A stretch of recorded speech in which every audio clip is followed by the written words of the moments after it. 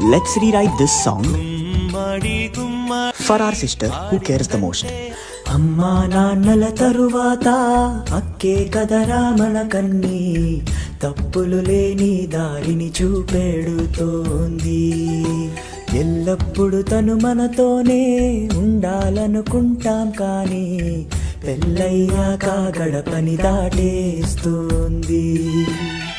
కష్టాలెన్నున్నా స్ఫూర్తిని నింపే ఓ తల్లి, నా అనుకునే వాళ్ళు ఒకరైనా మనకుండాలి.